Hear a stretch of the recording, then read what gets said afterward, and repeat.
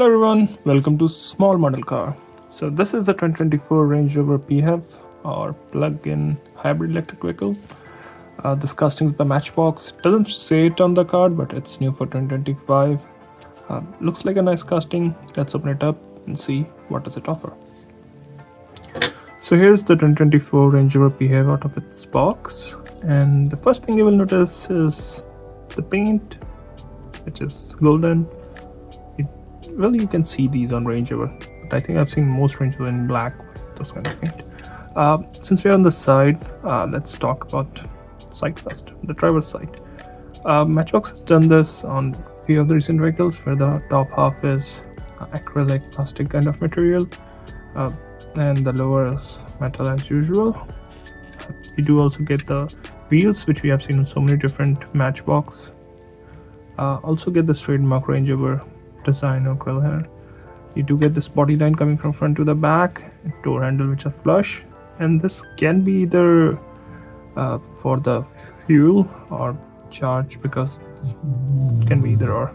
You have one on both the sides. You'll see that. I do understand why they're doing it. Gives them ease of designing sunroof and everything, but I prefer the old way where they had metal APC pillar, and then look much better. Also, this scratches up really easy. So it's slightly tinted. You do get the mirror, and you can also see the twin shark fin antennas, which is, I think, I haven't seen on any other vehicle than Range Rover. You do have a big sunroof. Now let's go to the front. So in the front, you got some nice details, especially for a mainline. You got painted headlamp, grille, lower grille, fog lamps, Range Rover badge. So a lot of good details in the front, and they do actually look really nice, especially if you see one close by. Now you can also see the windshield wipers here, and obviously talk about the mirrors which are there, both the sides, which look good. Also can see slight design here on the hood, a bulge. It's nice. Coming to the passenger side, it's actually almost identical because of the PHEV. So you have one door on this side too. So I don't know which one is fuel, but one of them is for petrol or diesel, the other one is for the charge port. Looks almost identical.